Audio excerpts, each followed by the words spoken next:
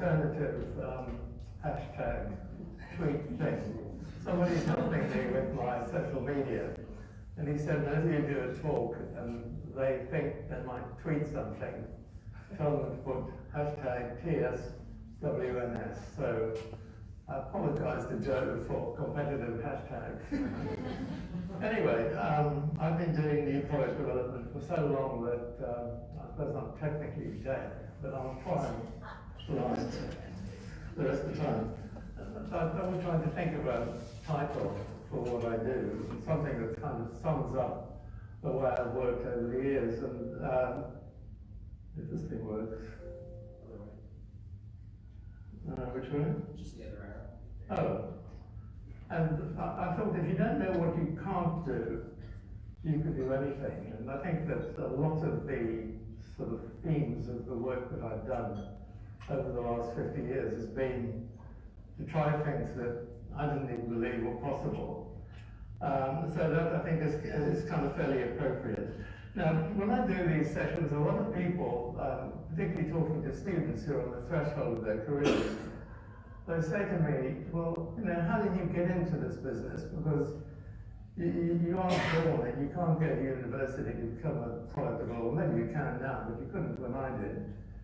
How did I get into this field? And I left university with an unbelievably undistinguished degree, which equipped me perfectly for pub quiz machines, but just about nothing else. And I had no idea what to do. None of the professions were open to me with my grades. And I read a book about advertising. And this is 1959, so if anyone's seen Mad Men, it was about the time that Mad Men all started. And I thought it seemed like an interesting job. Why don't I get a job in an agency? And I was in South Africa, in Johannesburg. And I looked around at agencies and was given a job. And I assumed that being in advertising, I'd be fulfilling a creative function. But because I was quite good at spelling, they turned me into an account executive, which was a job that I did for 10 years and absolutely didn't like most of it. I wasn't cut out for it. But I worked on 2 accounts. I came to England in 1961, which really, I think, had an impact on me. The first one was this gentleman. He was called Mr. Clean, and he was a Procter & Gamble household cleaning product, liquid household cleaning product.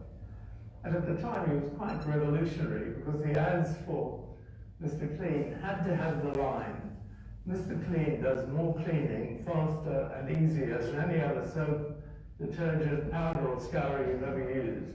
Because that's what people use. People used to use washing powder diluted to clean the floor.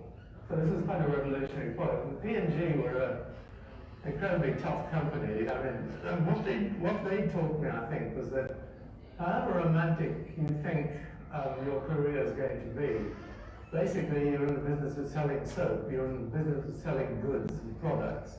And that always stuck with me, and I think, and hope that it came through in the work that I did.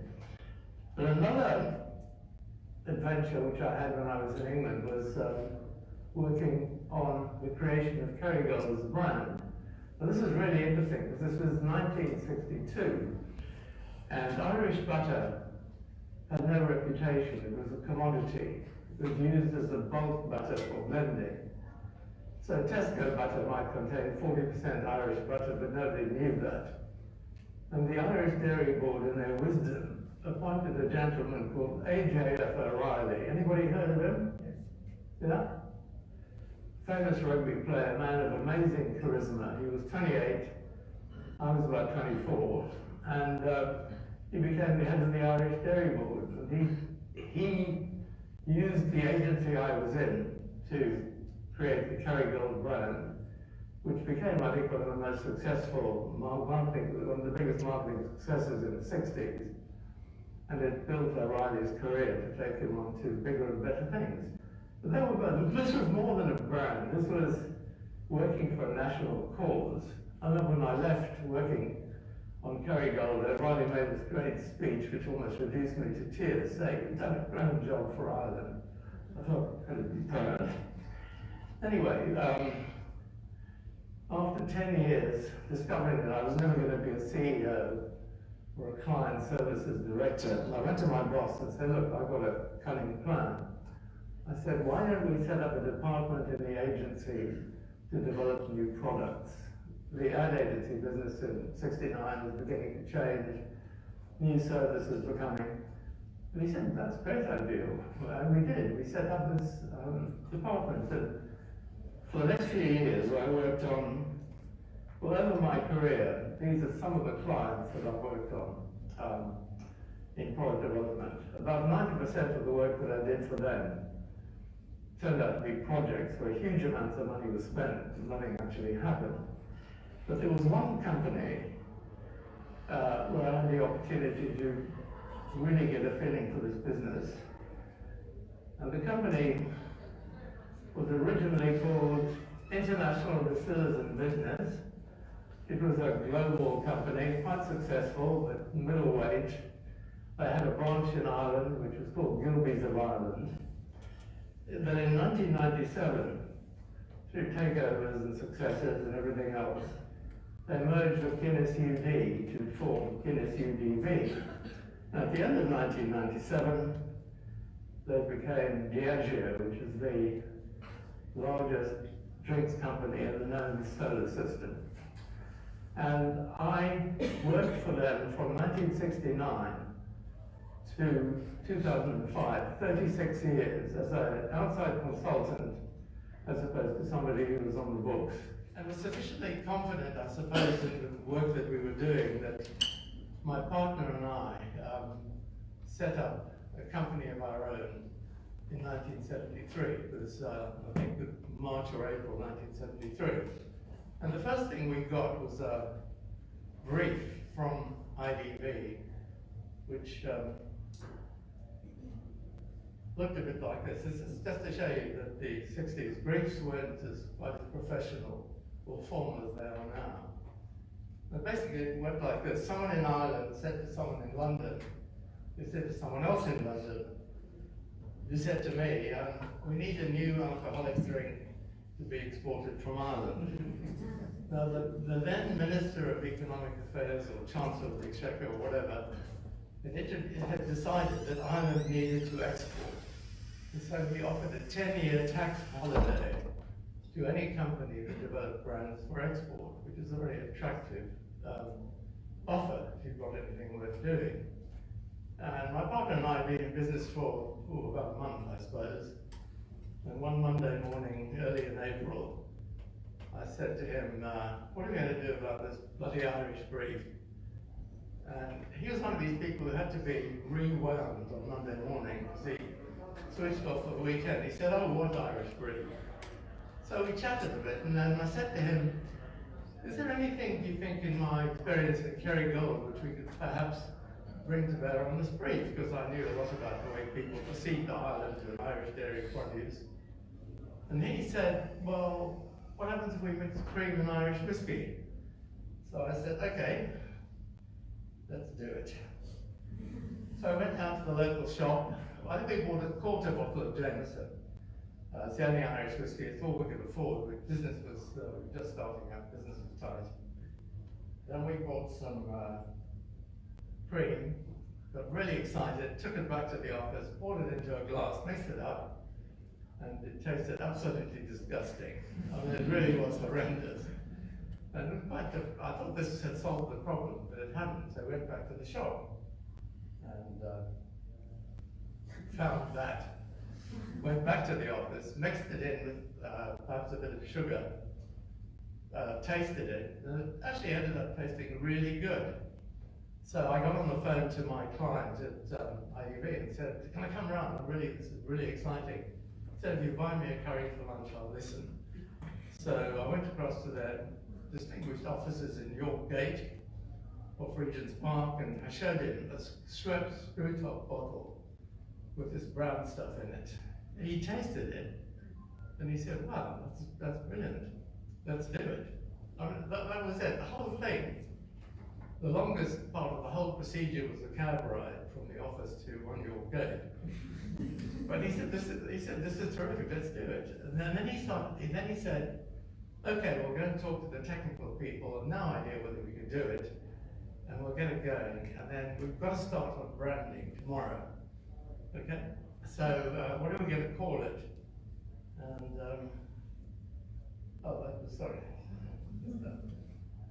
Now, that was a shot taken in 1973, not by me. Our office was up the top there. I used to have one of those red things to poke it on, can't use them. And there was a restaurant of no fixed ethnicity called Bailey's Bailey's. And I remembered when I worked with O'Reilly, he said, if you ever develop a product that needs an Irish surname, never use a typical name like my own. He said they sound whimsical. So all those people here who call O'Reilly or anything similar, I apologize for that, but that's what he said to me. He said, find a name that isn't typically Irish like mine and use that. And Bailey's just seemed perfect. So I called up my client and said, how about Bailey's? He said, I love it. So that was the next thing we did. Then we wanted pack design. So I gave a brief to a designer in which I said, imagine Kerrygold butter producing an alcoholic drink. I noticed they have a couple of years back, but imagine that. So therefore, I want all the wholesomeness and attractiveness of Irish dairy produce, but then it needs to be premium because it's a drink, it's going to be expensive. That was the first ever Bailey's design. And we saw it and fell in love with it at first sight. That was exactly what we had in mind for the brand. So Bailey's Irish Cream, and you'll notice it's got Irish cream chocolate liqueur. The company, when we presented it, a little later on, took that off. So the next thing we thought was 1973, let's try this new fangled market research thing. So we said, we'll do a few focus groups. So we put Bailey's into focus groups, and the result was almost as good as the first mix that we made of the product. Men said, I drink pints, and then I drink shorts. I never drink this, it's a girl's drink. Women said it reminded them of kaolin and morphine, which is a well-known diarrhea remedy. They're incredibly negative about this. But and I remember picking up the research report on, under Chiswick flyover in London, on the way to Heathrow, to present the idea to the Irish. Looked at the report on the plane and said, not going to infuse anyone, so kept it in my briefcase for 10 years. We went over to Dublin, and it occurred to me afterwards, looking at it, that we went to them. I'd never met the people in the Irish company before, so I had no idea what they were like, and we went to Dublin with no plan B. If they didn't like this, we had a few problems. One of the things that we decided to do, if you present something as outrageous as that, make it look as real as you possibly can. So we printed up some labels and put them on bottles, and we filled the bottles with product. And that made it real, that made it convincing. This was a wacky idea, so we wanted to make it as credible as possible. And to my absolute delight, they loved it. I've got that there because it's my favorite Bailey's pack of all of them. But I think they moved on from there. But the end result of this 45 minutes, of which 15 minutes was in a cab, was Bailey's Irish Cream. I think that's okay. Which last year did 6.6 million cases, turned over $1.5 billion at retail. It's formed a market that's worth more than double that. And it just shows how much you can do in a very, very short time. So that was something completely different. This was 1973, 74. The UK economy, as it's heading now, was in a state of deep depression. Industry was on a 3-day working week, and we just set up a company. We had wives and children support, and no prospect of getting much business. So one of the ideas we had was to develop speculative ideas with a view to taking companies, trying to interest them in, in employing us to help them develop them. And here's one of these ideas, which actually wasn't too unsuccessful. I've been on a trip to New York. Anybody aware of this product? Arm & Hammer baking soda? Anybody aware of the fact that in the 60s and 70s, and even now I think, it was advertised as a product to prevent odor migration in refrigerators? And that's because baking soda has a molecular structure which produces enormous amounts of surface. And I thought, well, that's an interesting idea, but I'm not sure I fancy the idea of putting a cardboard box in the refrigerator. Maybe we can do better than that. So I went to the guy who designed the Bailey's pack and said, Bob, we've got this idea. Can you turn it into something brandable, something attractive? And he came back with that, which I thought was an amazing idea. It was, the idea was something you put into the fridge compartment to absorb odors. And I talked to the IDV chemist, and they said, don't use baking soda, it's no good. Use activated carbon. Because 8 grams of activated carbon has the same surface area as Lansdowne Road and Twickenham combined, 2 football pitches. So what happens is that if you've got an 8 cubic foot fridge, the odor migrates across 2 football pitches of the 8 cubic feet. And it seemed to work, although we could never actually prove it. But it was a successful product for us. We kept it going for about 12 years. It made a bit of money, and we couldn't sell it to anybody. Nobody would buy it. So we had to do it ourselves, which is an interesting series of lessons in putting your money where your mouth is. So that's another one.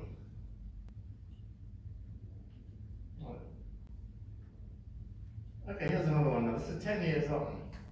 This is a brief that came from the Bailey's company.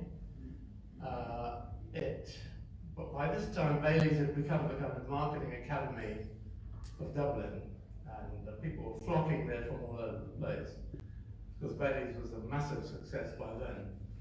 And we were called just before Christmas, because something had happened. Now, there couldn't be anyone in this room who's not familiar with Bewley's, but the word out was that Bewley's had launched a coffee cream liqueur, and the Bailey's people were absolutely incensed. They said, you know, we cannot allow this to happen. We're going to smash them into oblivion. Come over for a briefing meeting on the 15th of December 1980, 4 to 5, and get a briefing. And by this time, Bailey's had become professional. There was lots of whiteboards, market data, statistics, and everything else. So off we went, and I stopped to get a box of matches in the bar at Dublin Airport. And I saw this. You know, even at 10 o'clock in the morning, there was some Irishman drinking a pint of Guinness in Dublin Airport, and they pulled this pint, and it was such a wonderful sight. It started out like a giant Bailey's, and then suddenly separated into the 2 ingredients. So I went into the meeting, which was in the hotel near the airport, and there were all the whiteboards and all the charts and everything else lined up. And I said, do you mind if I order a pint of Guinness? And I said, hang on a minute, you know, we're a professional drinks company here, we don't drink at 10 o'clock. And I said, look, I had a really heavy night last night. Please, I'm absolutely desperate for a pint of Guinness. So sent down to the reception, pint of Guinness appeared, picked it up, and I said, how would you like a coffee cream liqueur where you drink the coffee, the dark stuff, through the cream? So suddenly all the whiteboards were put to one side, and the guy said, sounds interesting. How are you going to do that? Now, this is one of the benefits of being ancient. I remembered in the 1940s and 1950s that products like that were very popular gifts at birthdays and Christmas. And what they were there were 2 bottles joined together with 2 different liqueurs, and you had corks on each one. And I said, and again, I had no idea whether it couldn't be done. I said, my idea is that the white stuff would be in one part and the black stuff would be in the other. And the holes would be, the hole for the black stuff would be big, and the hole for the white stuff would be small. So when you poured them, the black would go out first, and the white would settle on top. Anyway, to tell a very long story short, all the whiteboards were put away. All the briefing, he said at 10:30, why don't we go to have lunch? And that idea, again, took 30 seconds. The pitch, because I'm fairly verbose, took 3 minutes. He bought the idea in 60 seconds. And that was the result. And this was the important result, I think. And interesting thing, is there anyone in this room who's had a bottle, who's had a taste of Sheridan's in the last 12 months? I'll bet there's none of you. No? Anybody? Exactly. It's a brand that nobody ever sees, nobody's ever heard of. But last year did 305,000 cases and turned over $98 million. And all from, this is even quicker than Bailey's. So that's another case. I think that the triumph here, and also with Bailey's, and I think it's one of the most important points that I have to make about ideas, is that the people who are most important are the people who buy the ideas. The guys at Bailey's took the one single idea and said, great, let's do it. The guy with Sheridan did exactly the same thing. They didn't need 16 ideas and 500 research reports. They bought the idea there and then. It was amazing.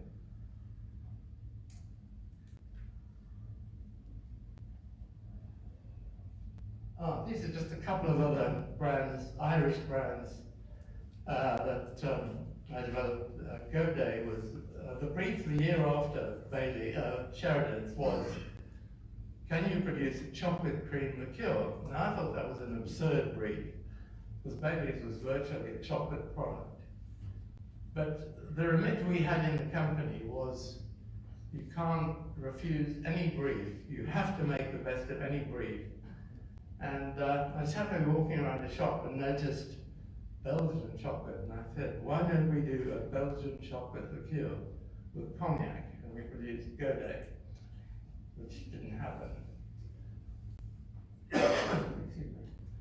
Then, after I left Diageo, I got together with a couple of friends and we said, why don't we produce a brand of our own? We produced all these terrific brands for them.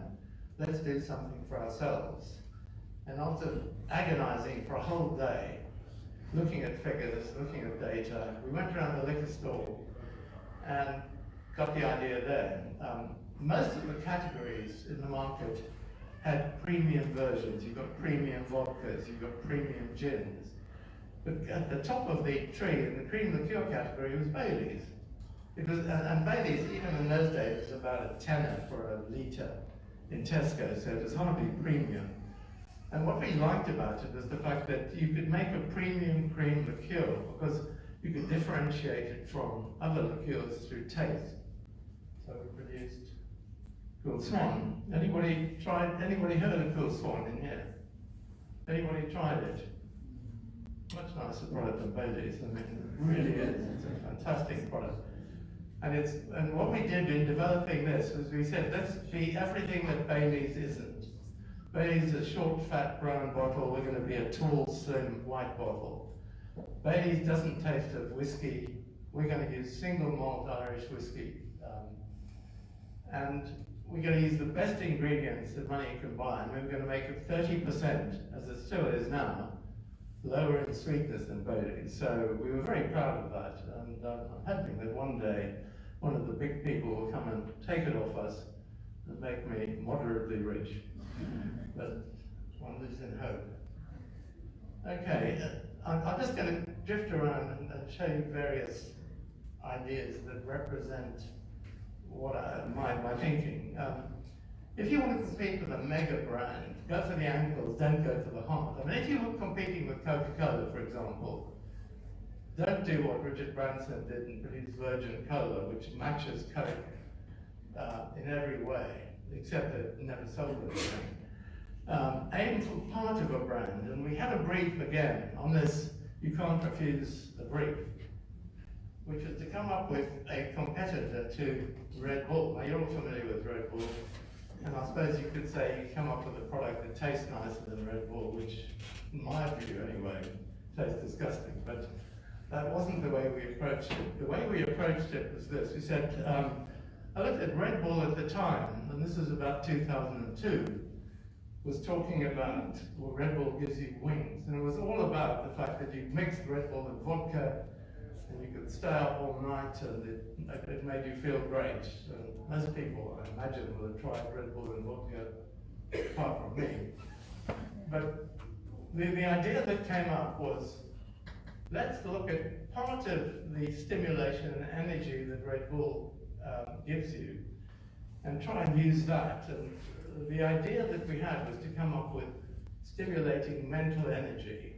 At that time, Gary Kasparov was world chess champion, and I wanted to use him as my kind of role model for this product. It was mental stimulation, and I found something on the internet called nootropism, which are drugs that you can take to help stimulate your mind, and you can buy them over the counter. Now, I never got so far as to work out what the product would be, but the idea was so firm, and I briefed out the design, and got the most amazing design from a guy. It's one of the best designs I've ever seen. And bear in mind, it was before the Minions. It was that. It was called IQ, it was a think drink. And I just absolutely loved that brand. Unfortunately, the guy who briefed this job left the company, so I was forced to present it to someone else. And I went in with huge excitement and enthusiasm and said, this is going to change your life. And the response was, where are the other ideas? This was 2002, and I said, well, I haven't done Plan B since 1974, so I'm afraid there aren't any. So the idea died to death. And I did a presentation at London Business School last year, and a couple of Hong Kong Chinese guys looked at that and said, is that free for us to take on? And I said, absolutely. It's in the book. It's an open season. I just loved that brand, and I thought the company were crazy not to take it to the next level. Here's something, again, completely different. And this, again, takes you back to a time, Napoleonic era, which you might not even believe. The wine business was in its infancy in the UK and in Ireland. People didn't know anything about wine at all. And most of the wines were French. And I mean, the arrogant statement was, this is our wine, if it mystifies you, tough. It's how we've always made it, learn to like it, we're French, we're the best. And that was a 1974 view of wine. And this is what a wine shop looked like. People would go in, they knew nothing about wine. The names were all unpronounceable. At that time, a heavy wine drinker drank 2 bottles a month. So the heavy wine drinker goes out and buys a bottle of Ducru Bucaillou on the 1st of the month. He quite likes it, chucks it away. Come the 30th, he says, what the hell was that wine called that we bought a month ago? He couldn't remember because it was French. So the secret was coming up with a wine that was accessible, that people could remember. A very simple insight. What you have to do is remember the name first to get there, remember the packaging. And the model for this was Blue Nun. Blue Nun was a brand of wine. Everybody remembered it, everybody recognized it, most people liked the product. And so I used this as a model. Again, I didn't know it wasn't possible, so I got a glass of Blue Nun. I then went to a supermarket and I bought some red food coloring and produced a red wine. I then took it to a French winemaker and said, can you make a red wine that tastes like that? And he said, sacre bleu, whatever French winemaker said. And what is this shit you're giving me here? And, but he did. They did find a way of making a French wine. The other thing we weren't interested in was that the wine tasted different every year. I mean, in brands, the product should taste the same year after year after year. And they found a way of doing this by adding grape must. And that was within the French legalities. Now, I got the idea for the packaging. Wine in those days was kind of special. We had it on weekends. And I got the idea for the packaging from the cigarette brand. Now, you have no idea how hard it is to find a packet of cigarette packet picture which hasn't got kind of lungs corroded with nicotine on them, but I did.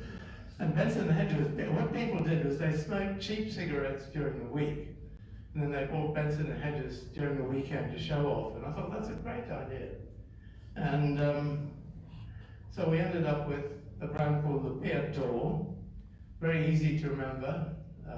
Americans called it the Pied d'Or, but that's their thing. We had a shoulder label which said exceptionally smooth, and within 3 years it was the biggest selling branded wine in the UK, I suspect in Ireland as well. For these very simple things, they had a great ad campaign which was the French adore the Pied d'Or, but I don't think any Frenchman had ever seen it and heard of it, but I didn't do the ads, but they were great. Yeah, that's another one. Oh, sorry. Now here's an interesting one because we were given a brief, and this again seemed absolutely ridiculous. Vodka is a very tough category because the legal definition of vodka says that products have to be odorless, colorless, and tasteless to be classified as pure vodka. So how the hell do you innovate a product under those circumstances? It was really interesting. Also, at the times, it never happened in this market, but in the US, Smirnoff was a cheap supermarket brand, which was one step above private label. And it was trying to compete with Absolut and Stoli, which has set a new gold standard for vodka. How can you produce the kind of Kentucky Fried Chicken, which will get a Michelin star? That was how tough the brief was.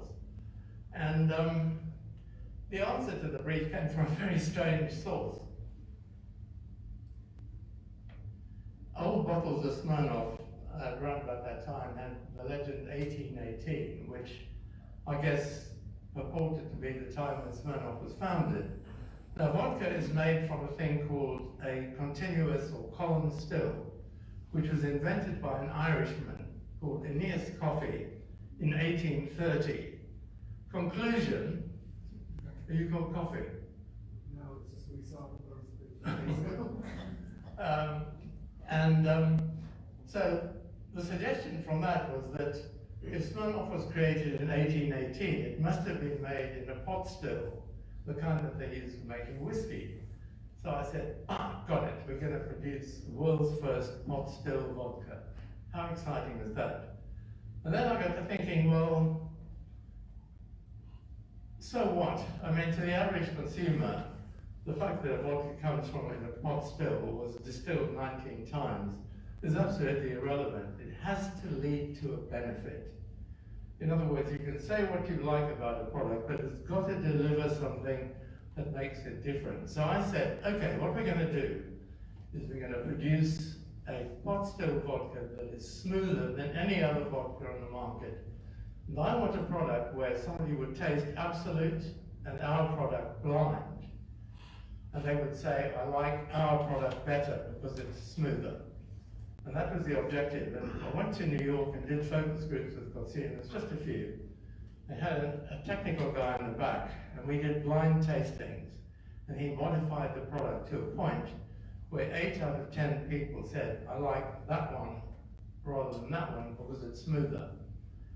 And at that stage, we wanted then to bring the brand to life, but we wanted to do it quickly. We didn't want to go through packaging. So I used a device that I've used for many years and which everybody should look at because I think it's an amazingly valuable stimulus. It's this. It's what Donald Trump would call fake news. It's that's a magazine article which talks about a product in seemingly objective terms. It makes the product look real. It makes the product look convincing. In there it says, well, current Smirnoff is very clean and pure in taste. The original pot still product had a little more character and spelia, the Russian word for mellowness. So now we created mellow Smirnoff Black, which is there. And I don't think the company believed in it quite as much as I did, because they went out and bought loads of other vodka brands. But I think that points out the real importance of having a product that's differentiated from its competitor, and having a process that leads to a product difference and a genuine benefit. Ideas come from the weirdest places. Here's a piece of incredibly boring legislative copy that appeared in my computer some years back, which said, for bottles labeled as varietal, at least 75% must be of that varietal. How boring is that? US wine regulations.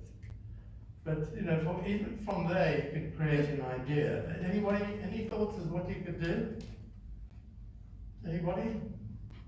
You can say that one, the one you're trying to sell is 100%, right? One of the numbers. Anybody know Domestos?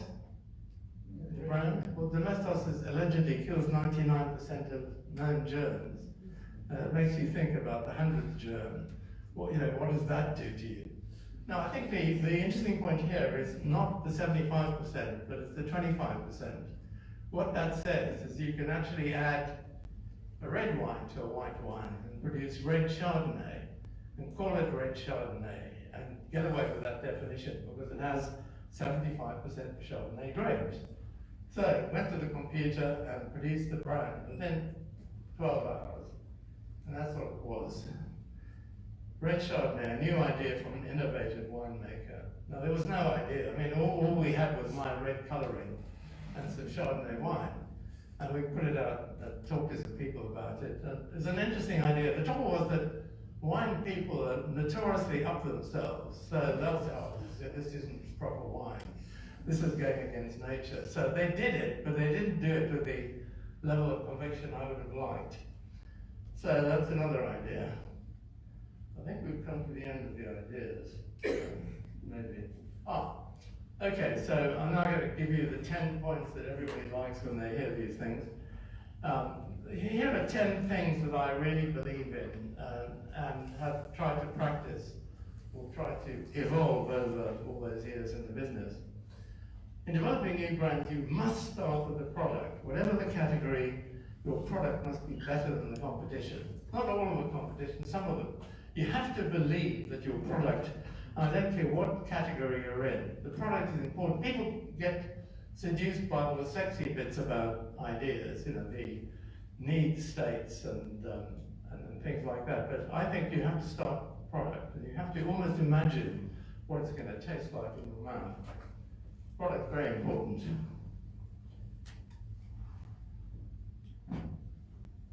I think God, a lot of people say the devil is in the detail. I think God is in the detail to a large extent. And I think the Japanese have a thing called Kaizen. Anyone heard of it? Well, they take every aspect of a product and say, how can we this year make it better? How can we Kaizen the wheel nuts in our car? How can we Kaizen the armrests in the furniture? And so on. And I think, to me, it's very important. And here are a couple of examples, I suppose. I love the Schweppes one because it's a creator of bubbles since 1783. So Schweppes have been going 6 years before the French Revolution. Amazing. I mean, a real piece of heritage. The first time I went to India in 1984, I had a bottle of Kingfisher and it had this wonderful mistranslated phrase, most thrilling chilled. And I thought, that's wonderful. It just brings the brand to life. It takes a box standard statement that people put on their packaging and makes it work. I did a rum called Stubbs, which is a Queensland white rum. It's competed with Bacardi. And instead of saying made in Australia, I put made only in Australia because Bacardi was made in about 100 different locations around the world. So I wanted to take that simple statement of origin and make it competitive. In Cool Swan, I took the Kingfisher idea and put beautiful chilled as opposed to serve cold.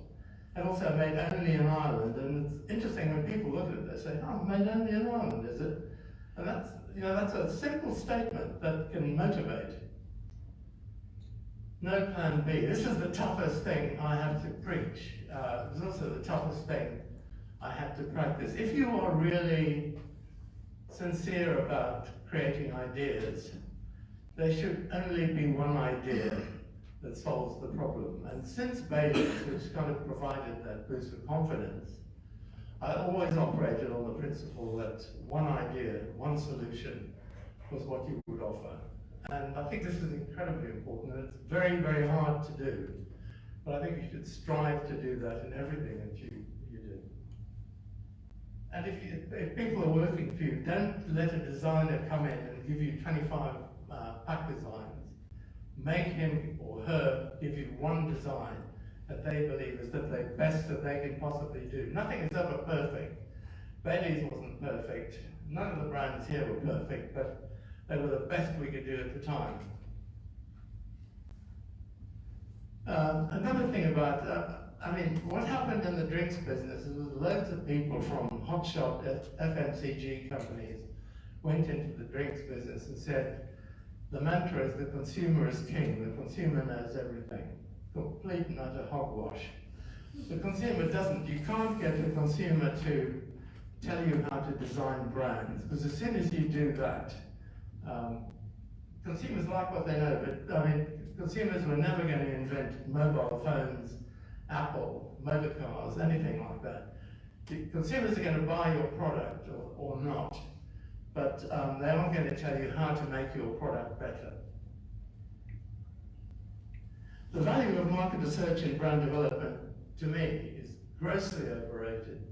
It takes too long and it costs far too much. Most of the huge failures in brand development have come because companies have spent, I think Guinness spent something like 20 million on a brand called Guinness Light. It was a total disaster.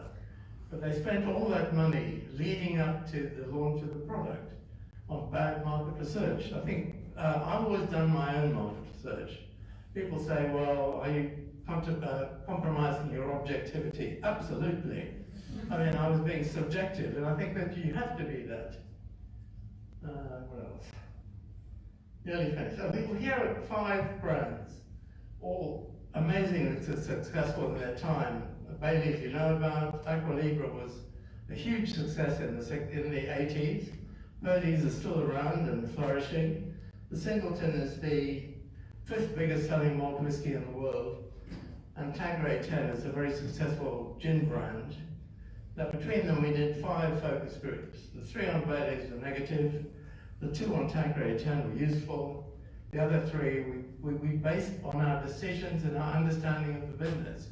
And I think Singleton was great because this is people who knew about the drinks business, fronting up and taking ownership of an idea. Only ever show consumers ideas that purport to be real. If you're going to show a consumer idea, say this is a product, it's on the market, people are out there drinking it, eating it, washing with it, doing whatever, and it's real. Do you want it or don't you? Because that's how a consumer sees an idea in real life. They go into a store, see it on the shelf and say, somebody must be buying it. And it is real, and that's what you want to do. I've done about 500 focus groups in my life, only because I didn't like the way other people did them.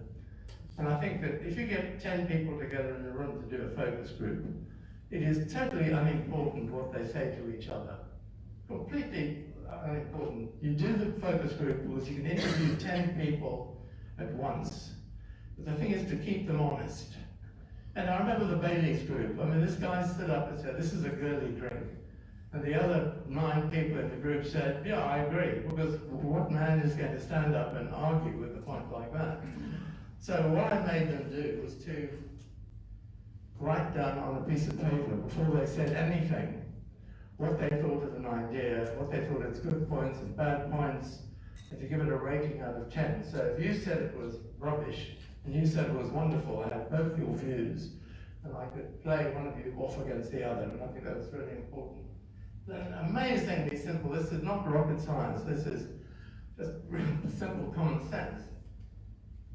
Never do beauty contests. You'll get answers, but they'll be the wrong answers. Never give people 10 things to see and find out which one they like, because they'll find the one that's closest to what they know and they like. So that's a waste of time, and more importantly, it's a waste of money. Now, some interesting things are happening. I think all future new brands are going to have an element of social responsibility built into them. I was in a market stall on Saturday and bought a bottle of vodka from a couple of young guys, and I said, well, what's special about your vodka? And they said, well, it tastes pretty good. And then I said, what else? Everybody says that.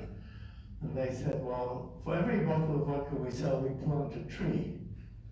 And I thought, what an amazing idea. And I went off the website, and they plant them in England, in Ireland, in the High Atlas. And I thought, this is building an element of social responsibility into a brand. I met a guy in Athens last week who was involved in a chocolate brand. It's the biggest selling chocolate in Holland. It's called Tony's Chocolate Only. And it only sources cocoa from slave-free plantations. Because in Cote d'Ivoire and Ghana, they use slave child labor to work the cocoa fields. And this is really important. I think everything that we do, see, here's some examples of social responsibility, which I think is risible. When the funds stop. I mean, can you imagine a compulsive gambler taking any notice of that? Or bet responsibly, or drink responsibly. They just put something like that out and say, well, okay, we've done our job now. We've asked people to behave in a particular way. I don't think it works. And the last point I've got to make, and I think I owe everything I ever achieved, not to myself, but to the people who brought the ideas. I think the most important person in the whole process of ideas is not the creator, it's the buyer. If you come up with the world's best idea, but nobody buys it, I think that's incredibly important. So, I mean, I don't know, there are 50 people here, maybe 15 of you are really, really good at coming up with ideas. And there may be one of you who's really good at understanding an idea and buying it. And that person should be valued. And I think that academics should spend more time identifying people like that, as well as identifying people who are innovative and full of ideas. So, what I thought when people stopped hiring me because I was too old, I thought, well, I'm going to write a book about this. So you've seen about a dozen ideas here. There are another 75 ideas in the book. Some of the best are the ones that never made it at all. But it's, I think it's quite a good book. And I would urge you to buy it, because I think it will change your view of a lot of what you do. So, that's my story. Thank you all very much for listening, and thank you very much.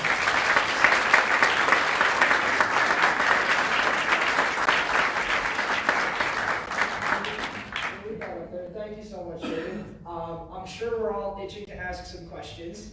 Before we dive into letting you guys ask some questions, I want to invite up Karl Thomas. Karl is a speaker on a number of our tangent courses, but also has his own company, Creativation, that provides innovation consultancy and training for organizations and entrepreneurs. Importantly, these two have known each other for a bit of time. They had a bit of good conversation earlier, and I think Karl might have some good questions to start us off, and then we'll hand it out to the crowd. If you guys have any questions brewing, be ready to ask them. We'll let you start it off there, Karl. Round of applause for Karl.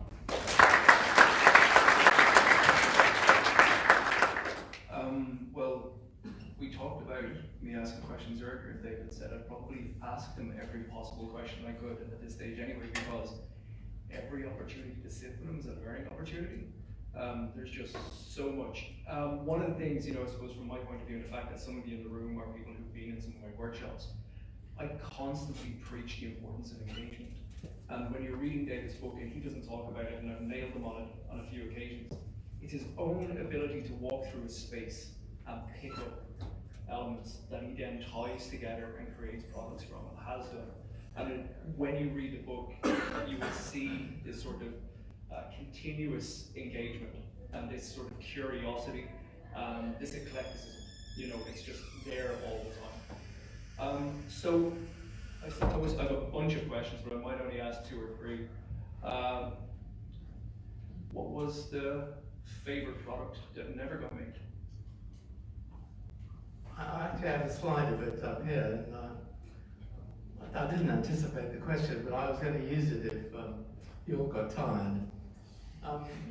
When Diageo was formed in 1997, there was a lot of hands across the sea chat. You know, people said, well, let's get together, and you know, the whole will be greater than the sum of the parts. So they put 2 teams of innovators together on a project.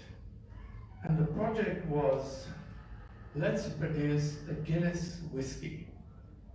6 months went by, monthly meetings, lots of discussion, absolutely nothing happened. Somebody said to me, go along, see if you can help this thing along, be polite.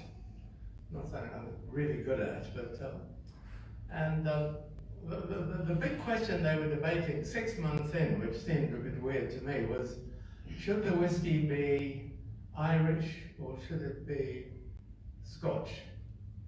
Anybody got any thoughts on that? Guinness whiskey, should it be Irish or should it be Scotch? Irish. That's a general show of hands, how many say Irish? Everybody, okay. Makes a huge amount of sense, and as it happens, I agree with you. But there was a fundamental problem at the time, 1997. Diageo didn't own any Irish whiskey. So what that would mean was that they would buy the Irish whiskey from Pernod Ricard, who were competitors. Pernod Ricard could fix the price, and they would develop a Guinness whiskey which would compete with their Scotch whiskies, where they owned about 50% of the Scotch whiskey market. So that was a crazy solution. And then, anyone been around a whiskey distillery? Here? Yeah? Can you tell me anything about the whiskey making process? What's the first stage of making whiskey? What? Yeah? Or simplify it. What sort of product do you produce at the beginning? Beer. Can you see where I'm going? The solution was, why don't you simply distill Guinness? And I'll show it to you. I think. That was the product. Distilled Guinness. That was what it was called. And the benefits of it were these. One, with whiskey, you make the product and you have to put it in barrel for 3 years. With distilled Guinness, you can make it today and sell it tomorrow. With whiskey, you're governed by the rules established by the Irish Whiskey Association, which are very stringent and tough. With distilled Guinness, you make your own rules. You don't have anybody to listen to. With whiskey, you have a kind of predetermined taste. With distilled Guinness, I made a product out of Jack Daniels, some black colouring, and J&B, and mixed it together just to see what it might taste like. I mean, I wasn't serious about it. And the other thing is that with whiskey, you need provenance, you need country of origin. So is it made in Scotland, is it made in Ireland? Where is it made? In this case, your provenance is Guinness. If you make Guinness in Nigeria, you can distill Guinness in Nigeria, and it's distilled Guinness, not distilled Nigerian Guinness or anything like that. And I presented that idea on the 1st of November, 1998, and it hasn't happened yet.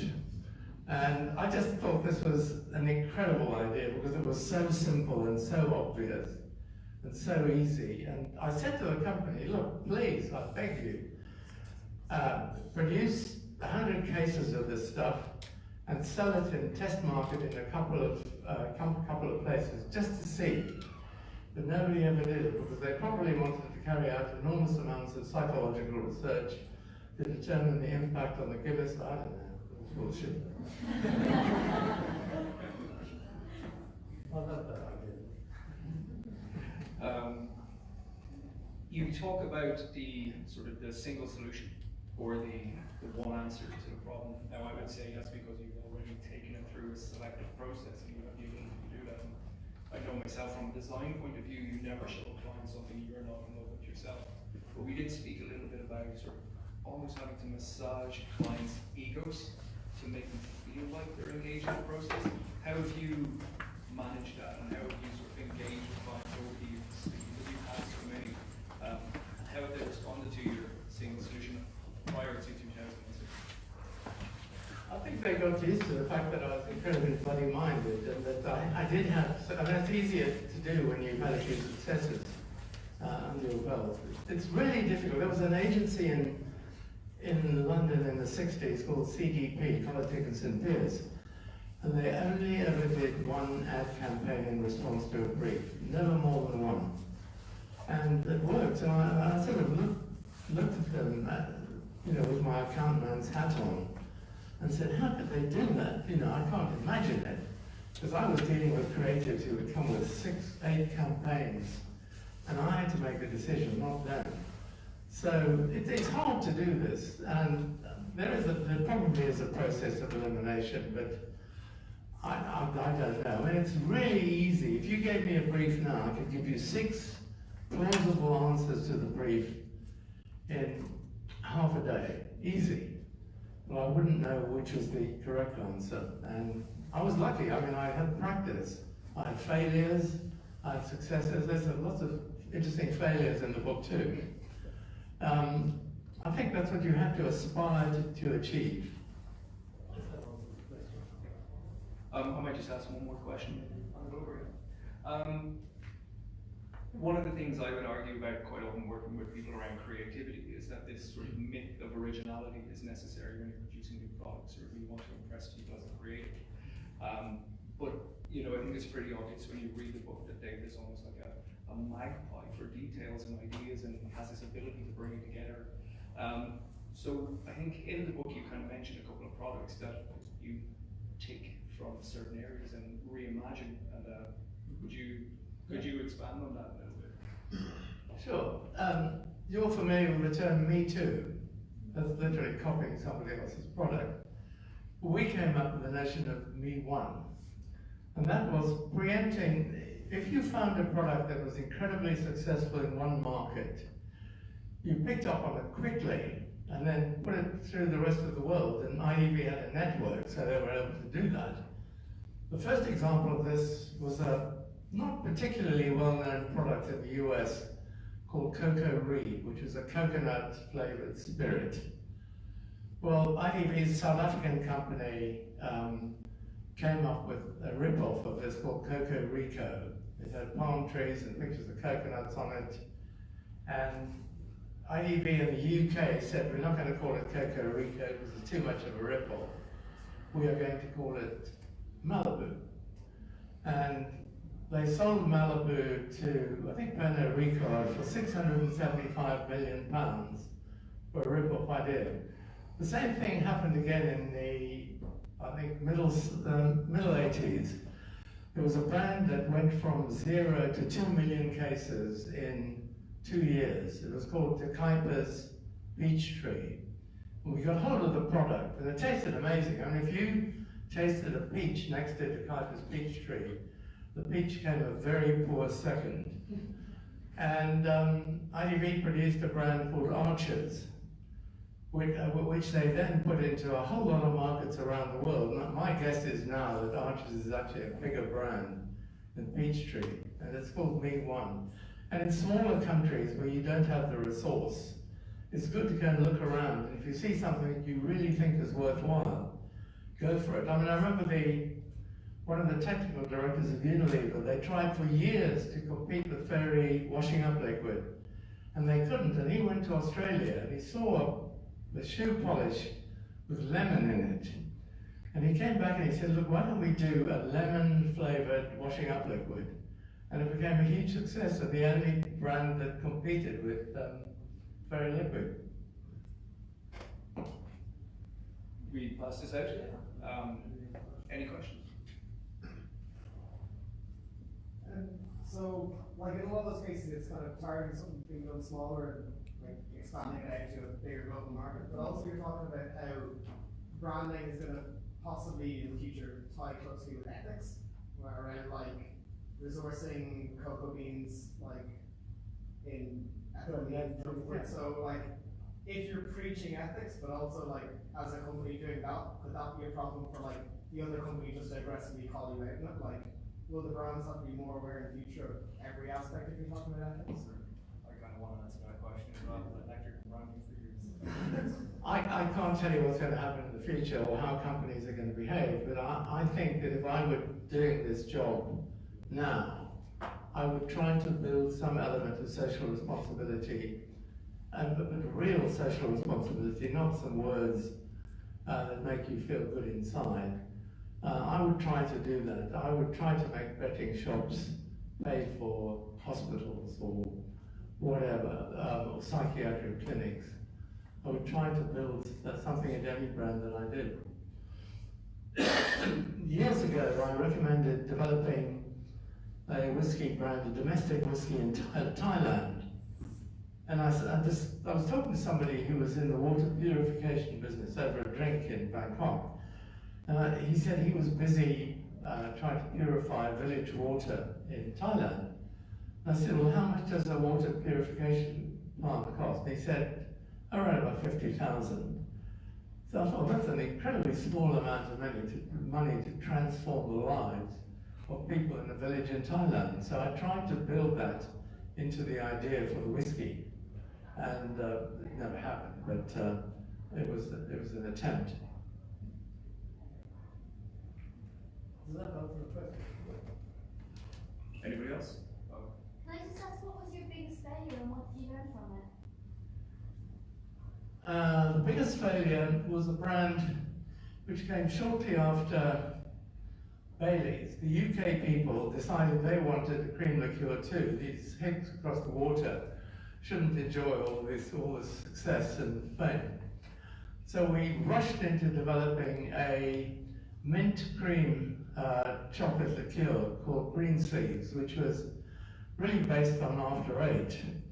And we did it in collaboration with a group from the US.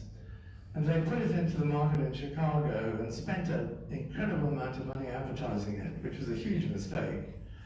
The product wasn't right at all. It ended up being grey sleeves. And that cost a few $1 million, but yeah, that was a big failure. And what did you learn from that? That you've got to get the product, A, you've got to get the product right, and B, I think in this particular market, the drinks market, it's high price, high value, not so frequent purchase, is to do it slowly. Don't spend £6 million in 6 months on advertising a brand. Let people discover it, let it creep up on them. More question. I'm glad you asked that because I had that on my list of questions to ask around failure as well. The gentleman over here, yeah? I'd love to know what you think makes a drink category so successful. Like obviously in the last few years, Prosecco has been something that's exploded in popularity. I'm just wondering what you think, what makes Prosecco so much more successful than like a Cava or a Champagne in recent months. Are you the Yeah. president line? Hi. That's it. I can't give you an answer to that. A lot of it is supply driven. A lot of it comes from, I remember there was a brand of whiskey that sold 95% of its world production in Northern California, because there was an unbelievably good salesman who lived in Northern California who made it work. And the drinks business is different from many other categories, because the people can afford to be more adventurous, I suppose, because they're doing it on a smaller scale. More questions, please. Yes. I'm just curious where you see like the future of innovation in the beverage industry specifically now that the market's kind of so oversaturated with kind of every brand and every type of spirit. I think more and more people are going to read my book and they are going to operate on the same principles, operate on the principles in the book, which is don't spend so much money, don't take so long, do it. But I can't predict the future. I have no idea what's going to happen in the long term. I mean, what's that thing that just came from nowhere? Aperol Spritz.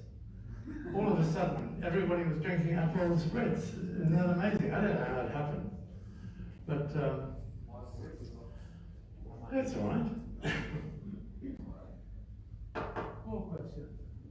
Go on, hit me. Is that anybody in market research here? What do you think of Jameson Guinness caskets? Because of distilleries. So What do I think of Jameson? Guinness infused caskets. Can't comment on that. Anybody else? Come on. What was the smartest campaign you've ever seen that wasn't anything to do with yourself? The smartest campaign. Or product, like what was the most innovative thing? I would love to have done Absolute, because I think it's such a brilliant pack, and I think the original advertising in the US was just amazing. And I had nothing whatsoever to do with it, but I'd love to have, had the pack on my list.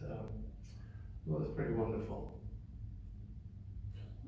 Yeah. Do you have an example of a product that was very bad, but thanks to marketing, it was like sold out?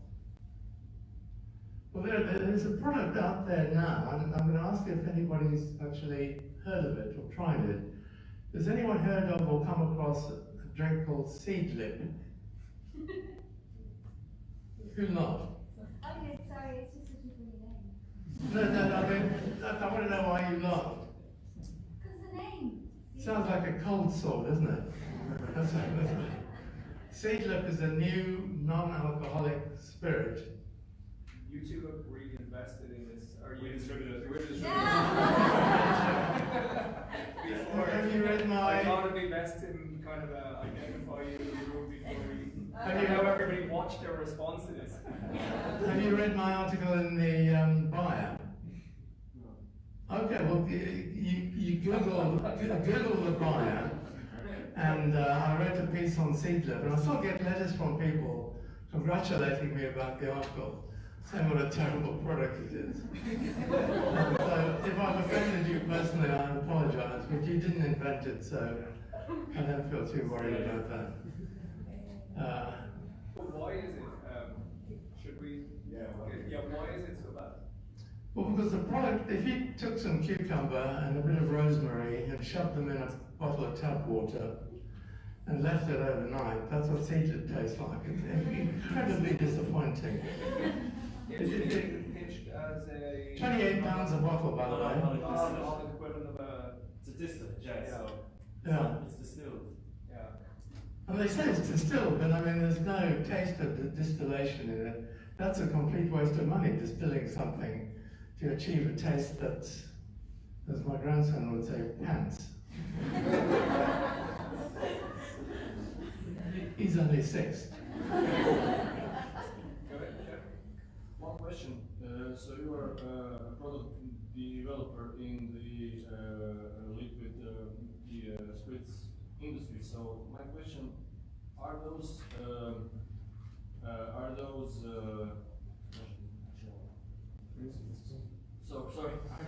principles applied to all industries?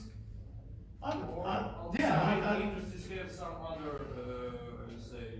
I think in any consumer marketing category, I've worked in a load of them, as you saw earlier on, those principles, I spent 50 years doing this, so longer than most people. I've got scars and a few medals to prove it. I think that if you applied those principles to food or detergents or anything else, they all fit. I don't know about heavy engineering stuff, because nobody ever asked me to design a car, which is fortunate.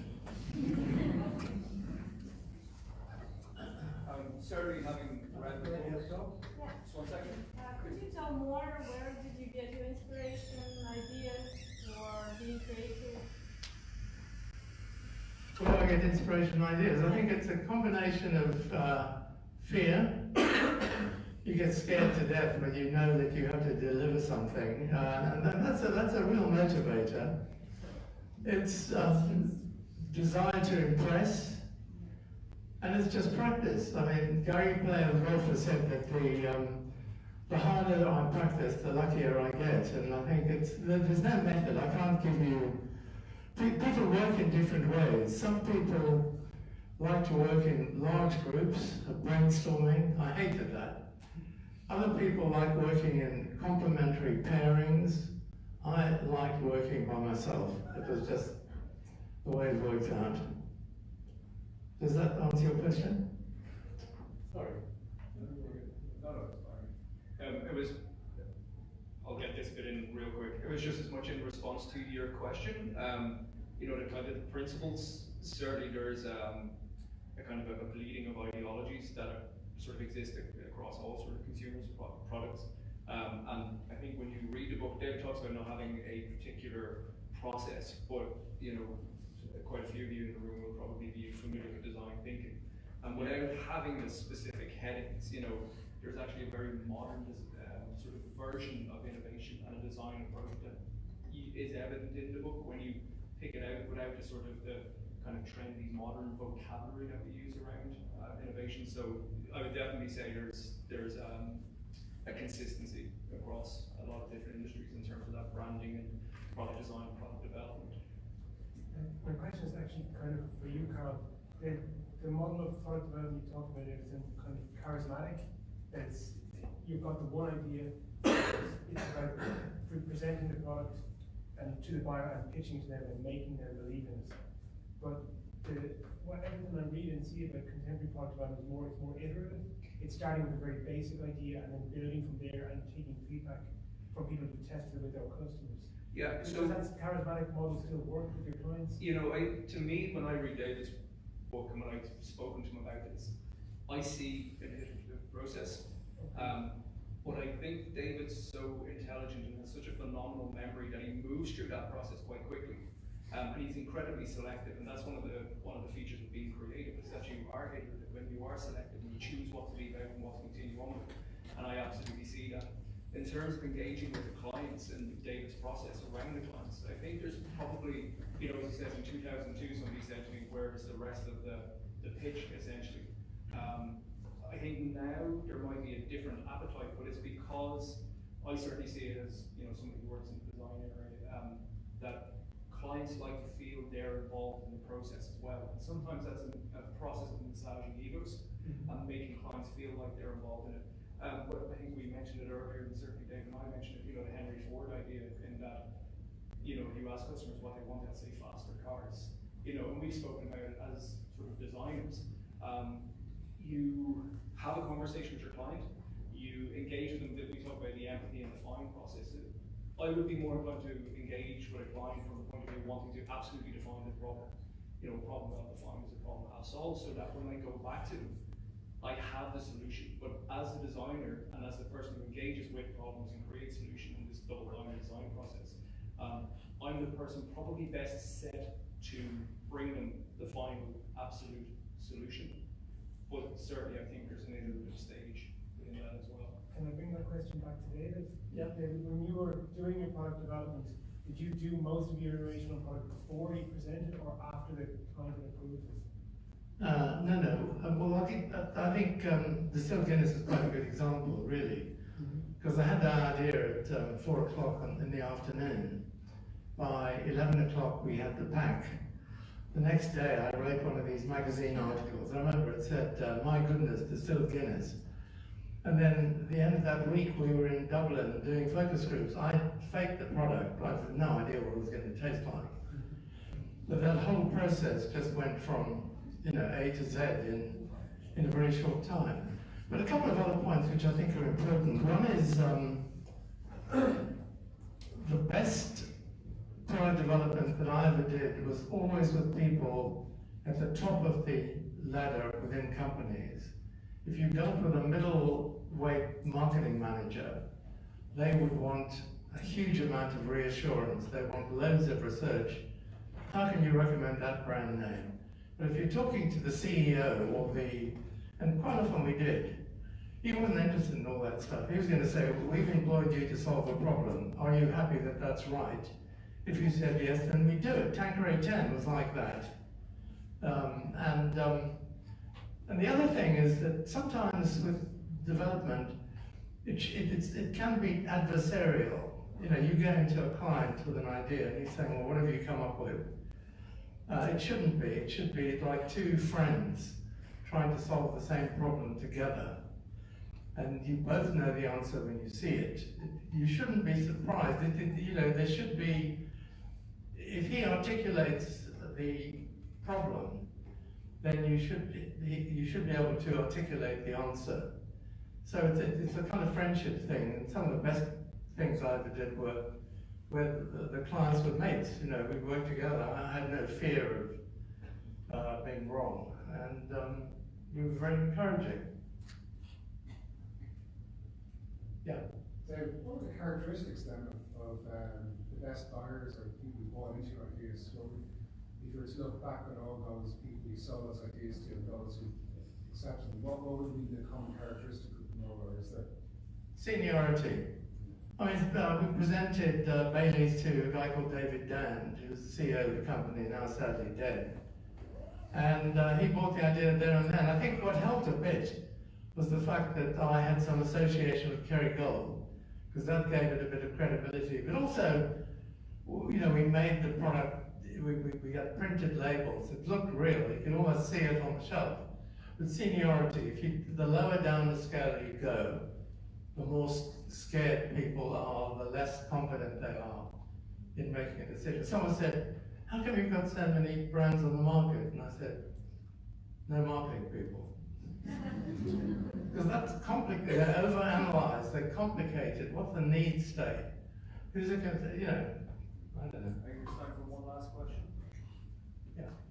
As there's more and more social networks is more popular, do you think there is a future for offline marketing in PR, or it's better to do a focused targeted online PR marketing or focus groups? I learned to work a computer when I was 56 years old, and so it's all very new to me. I don't really understand social network as well as you do, so I can't really comment on, you know, the importance of social networking fueling.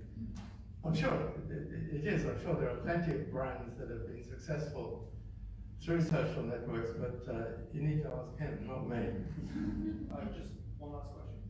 David, what's your view, particularly for the Irish distillers? So it's a battle between the old established brands and all the new distillers coming up. In what way? Now, the big international brands are being attacked by all the small, let's say, cottage distillers. Something that you see in beer and happening very rapidly in Irish whiskey. I think it's great. I mean, I think it's what inevitably is going to happen. Small groups of entrepreneurial people are going to segment the market, and they're going to use social networks and social media to fuel this growth. I think it's great. I think it's competitive. But again, I'd stick by my principles. Get a better product. That's the way to compete, whatever it is. Let's one more big round of applause.